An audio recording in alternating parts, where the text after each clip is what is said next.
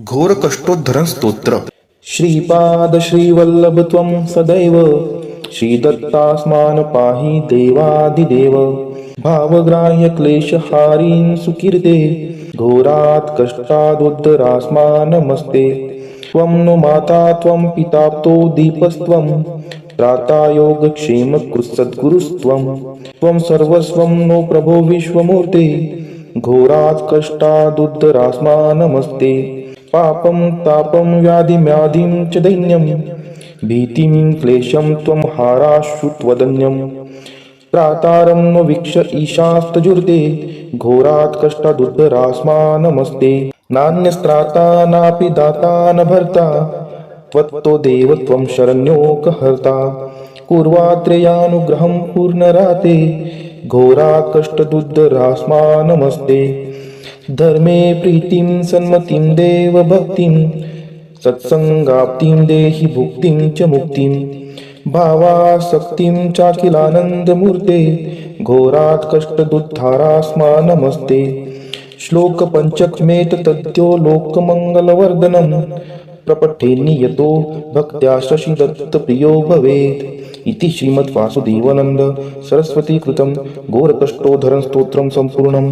श्रीपाद श्रीवल्लभ त्वं सदैव श्रीदत्तास्मान् पाहि देवादिदेव भावग्राह्य क्लेशहारीन् सुकीर्ते घोरात् कष्टादुद्धरास्मान् नमस्ते त्वं नो माता त्वं पिताप्तो दीपस्त्वं त्राता योगक्षेमकृत्सद्गुरुस्त्वं त्वं सर्वस्वं नो प्रभो विश्वमूर्ते घोरात् कष्टादुद्धरास्मान् नमस्ते पापं तापं व्याधिम्याधिं च दैन्यं भीतिं क्लेशं त्वं हाराश्रुत्वदन्यं त्रातारं नो वीक्ष ईशास्तजुर्ते घोरात् कष्टादुद्धरास्मान् नमस्ते नान्यस्त्राता नापि दाता न भर्ता त्वत्तो देव त्वं शरण्योकहर्ता कुर्वात्रेयानुग्रहं पूर्णराते घोरा कष्टदुद्धरास्मान् नमस्ते धर्मे प्रीतिं सन्मतिं देव भक्तिं सत्संगाप्तिं देहि भुक्तिं च मुक्तिं भावासक्तिं चाखिलानन्दमूर्ते घोरात् कष्टदुद्धारास्मान् नमस्ते श्लोक पंचकमेत तद्यो लोकमङ्गलवर्धनं प्रपठेन्नि यतो भक्त्या शशिदत्तप्रियो भवेत् इति श्रीमद्वासुदेवानन्द सरस्वती कृतं घोरकष्टोद्धरण स्तोत्रं सम्पूर्णम्।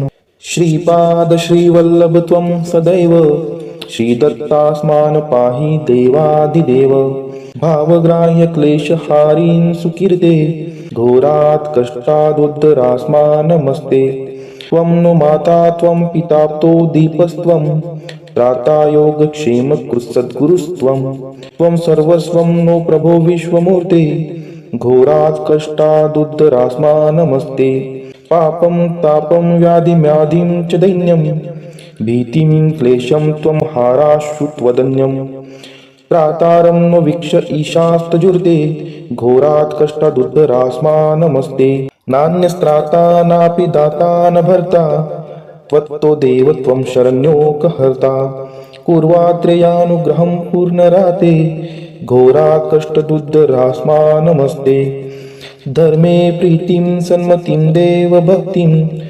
सत्संगाप्तिं देहि भुक्तिं च मुक्तिं भावासक्तिं चाखिलानन्दमूर्ते घोरात् कष्टदुद्धारास्मान् नमस्ते श्लोक पंचकमेत तद्यो लोकमङ्गलवर्धनं प्रपठेन्नि यतो भक्त्या शशिदत्तप्रियो भवेत् इति श्रीमद्वासुदेवानन्द सरस्वती कृतं घोरकष्टोद्धरण स्तोत्रं सम्पूर्णम्।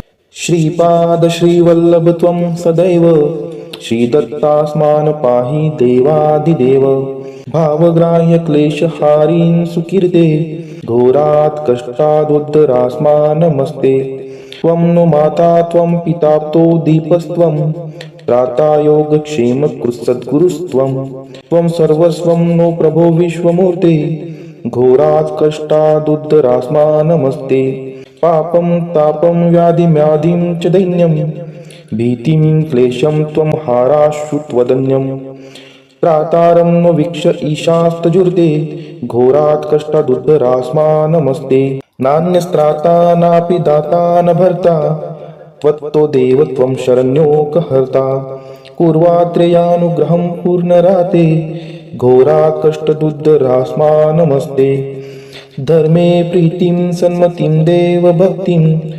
सत्संगाप्तिं देहि भुक्तिं च मुक्तिं भावासक्तिं चाखिलानन्दमूर्ते घोरात् कष्टदुद्धारास्मा नमस्ते श्लोक पंचकमेतद्यो लोकमङ्गलवर्धनं प्रपठे नियतो भक्त्या शशिदत्तप्रियो भवेत् इति श्रीमद्वासुदेवानन्द सरस्वती कृतं घोरकष्टोद्धरं स्तोत्रं सम्पूर्णम् श्रीपाद श्रीवल्लभ त्वं सदैव श्रीदत्तास्मान् पाहि देवादिदेव भावग्राह्य क्लेशहारीन् सुकीर्ते घोरात् कष्टादुद्धरास्मा नमस्ते त्वं नु माता त्वं पिताप्तो दीपस्त्वं त्राता योगक्षेमकृत्सद्गुरुस्त्वं त्वं सर्वस्वं नो प्रभो विश्वमूर्ते घोरात् कष्टादुद्धरास्मा नमस्ते पापं तापं व्याधिम्याधिं च दैन्यं भीतिं क्लेशं त्वं हाराश्रुत्वदन्यं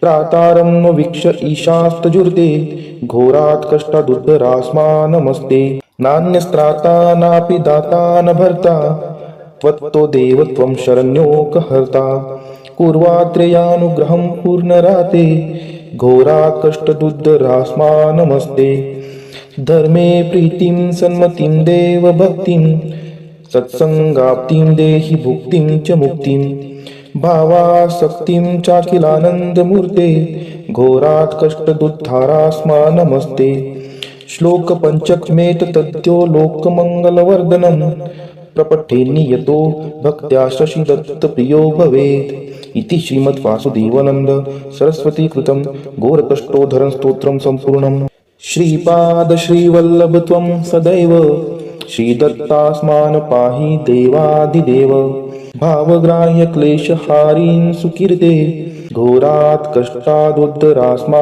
नमस्ते त्वं नु माता त्वं पिताप्तो दीपस्त्वं त्राता योगक्षेमकृत्सद्गुरुस्त्वं त्वं सर्वस्वं नो प्रभो विश्वमूर्ते घोरात् कष्टादुद्धरास्मा नमस्ते पापं तापं व्याधिम्याधिं च दैन्यं भीतिं क्लेशं त्वं हाराश्रुत्वदन्यं त्रातारं नो वीक्ष ईशास्तजुर्ते घोरात् कष्टादुद्धरास्मा नमस्ते नान्यस्त्राता नापि दाता न भर्ता त्वत्तो देव त्वं शरण्योकहर्ता कुर्वात्रेयानुग्रहं पूर्णराते घोरात् कष्टदुद्धरास्मा नमस्ते धर्मे प्रीतिं सन्मतिं देव भक्तिं सत्संगाप्तिं देहि भुक्तिं च मुक्तिं भावासक्तिं चाखिलानन्दमूर्ते घोरात् कष्टदुद्धारास्मा नमस्ते श्लोक पंचकमेतद्यो लोकमङ्गलवर्धनं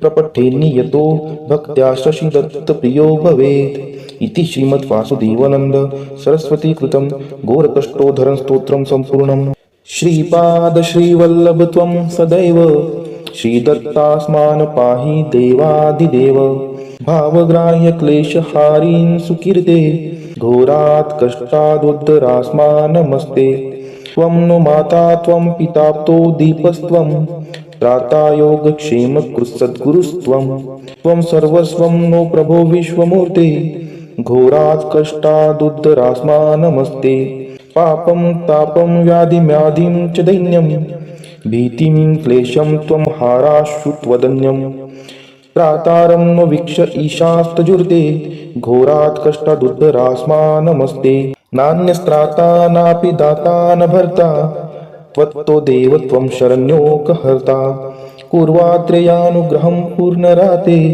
घोरात् कष्टदुद्धरास्मा नमस्ते धर्मे प्रीतिं सन्मतिं देव भक्तिं सत्संगाप्तिं देहि भुक्तिं च मुक्तिं भावासक्तिं चाखिलानन्दमूर्ते घोरात् कष्टदुद्धारास्मा नमस्ते श्लोक पंचकमेतद्यो लोकमङ्गलवर्धनं प्रपठे नियतो भक्त्या शशिदत्तप्रियो भवेत् इति श्रीमद्वासुदेवानन्द सरस्वती कृतं घोरकष्टोद्धरं स्तोत्रं सम्पूर्णम् श्रीपाद श्रीवल्लभ त्वं सदैव श्रीदत्तास्मान् पाहि देवादिदेव भावग्राह्य क्लेशहारीन् सुकीर्ते घोरात् कष्टादुद्धरास्मा नमस्ते। त्वं नो माता त्वं पिताप्तो दीपस्त्वं त्राता योगक्षेमकृत्सद्गुरुस्त्वं। त्वं सर्वस्वं नो प्रभो विश्वमूर्ते घोरात् कष्टादुद्धरास्मा नमस्ते। पापं तापं व्याधिम्याधिं च दैन्यं भीतिं क्लेशं त्वं हाराशु त्वदन्यम्। त्रातारं नो वीक्ष ईशास्तजुर्ते घोरात् कष्टादुद्धरास्मा नमस्ते। नान्यस्त्राता नापि दाता न भर्ता त्वत्तो देव त्वं शरण्योकहर्ता। कुर्वात्रेयानुग्रहं पूर्णराते घोरात् कष्टदुद्धरास्मा नमस्ते। धर्मे प्रीतिं सन्मतिं देव भक्तिं सत्संगाप्तिं देहि भुक्तिं च मुक्तिं।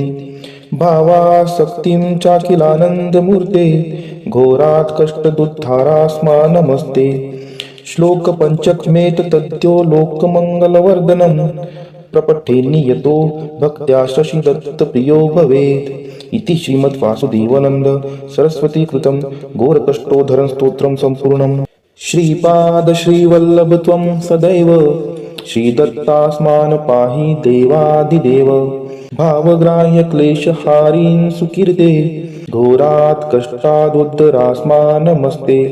त्वं नो माता त्वं पिताप्तो दीपस्त्वं त्राता योगक्षेमकृत्सद्गुरुस्त्वं। त्वं सर्वस्वं नो प्रभो विश्वमूर्ते घोरात् कष्टादुद्धरास्मा नमस्ते। पापं तापं व्याधिम्याधिं च दैन्यं भीतिं क्लेशं त्वं हाराशु त्वदन्यम्। त्रातारं नो वीक्ष ईशास्तजुर्ते घोरात् कष्टादुद्धरास्मा नमस्ते। नान्यस्त्राता नापि दाता न भर्ता त्वत्तो देव त्वं शरण्योकहर्ता। कुर्वात्रेयानुग्रहं पूर्णराते घोरात् कष्टदुद्धरास्मा नमस्ते। धर्मे प्रीतिं सन्मतिं देव भक्तिं सत्संगाप्तिं देहि भुक्तिं च मुक्तिं। भावासक्तिं चाखिलानन्दमूर्ते घोरात् कष्टदुद्धारास्मा नमस्ते। श्लोक पंचकमेतद्यो लोकमङ्गलवर्धनं प्रपठेन्नियतो भक्त्या शशिदत्तप्रियो भवेत्। इति श्रीमद्वासुदेवानन्द सरस्वती कृतं घोरकष्टोद्धरण स्तोत्रं सम्पूर्णम्। श्रीपाद श्रीवल्लभ त्वं सदैव श्रीदत्तास्मान् पाहि देवादिदेव। भावग्राह्य क्लेशहारीन् सुकीर्ते घोरात् कष्टादुद्धरास्मा नमस्ते। त्वं नो माता त्वं पिताप्तो दीपस्त्वं त्राता योगक्षेमकृत्सद्गुरुस्त्वं।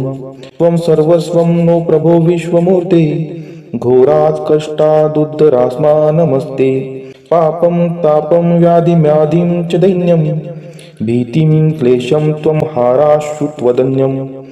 त्रातारं नो वीक्ष ईशास्तजुर्ते घोरात् कष्टादुद्धरास्मा नमस्ते। नान्यस्त्राता नापि दाता न भर्ता त्वत्तो देव त्वं शरण्योकहर्ता। कुर्वात्रेयानुग्रहं पूर्णराते घोरात् कष्टदुद्धरास्मा नमस्ते। धर्मे प्रीतिं सन्मतिं देव भक्तिं सत्संगाप्तिं देहि भुक्तिं च मुक्तिं। भावासक्तिं चाखिलानन्दमूर्ते घोरात् कष्टदुद्धारास्मा नमस्ते। श्लोक पंचकमेतद्यो लोकमङ्गलवर्धनं प्रपठेन्नियतो भक्त्या शशिदत्तप्रियो भवेत्। इति श्रीमद्वासुदेवानन्द सरस्वती कृतं घोरकष्टोद्धरण स्तोत्रं सम्पूर्णम्। श्रीपाद श्रीवल्लभ त्वं सदैव श्रीदत्तास्मान् पाहि देवादिदेव। भावग्राह्य क्लेशहारीन् सुकीर्ते घोरात् कष्टादुद्धरास्मा नमस्ते। त्वं नो माता त्वं पिताप्तो दीपस्त्वं त्राता योगक्षेमकृत्सद्गुरुस्त्वं। त्वं सर्वस्वं नो प्रभो विश्वमूर्ते घोरात् कष्टादुद्धरास्मा नमस्ते। पापं तापं व्याधिम्याधिं च दैन्यं भीतिं क्लेशं त्वं हाराशु त्वदन्यम्। त्रातारं नो वीक्ष ईशास्तजुर्ते घोरात् कष्टादुद्धरास्मा नमस्ते। नान्यस्त्राता नापि दाता न भर्ता त्वत्तो देव त्वं शरण्योकहर्ता। कुर्वात्रेयानुग्रहं पूर्णराते घोरात् कष्टदुद्धरास्मा नमस्ते। धर्मे प्रीतिं सन्मतिं देवभक्तिं सत्संगाप्तिं देहि भुक्तिं च मुक्तिं भावासक्तिं चाखिलानन्दमूर्ते घोरात् कष्टदुद्धारास्मा नमस्ते श्लोक पंचकमेत तद्यो लोकमंगलवर्धनं प्रपठे नियतो भक्त्या शशिदत्त प्रियो भवेत् इति श्रीमद्वासुदेवानंद सरस्वती कृतं घोरकष्टोद्धरण स्तोत्रं संपूर्णम्।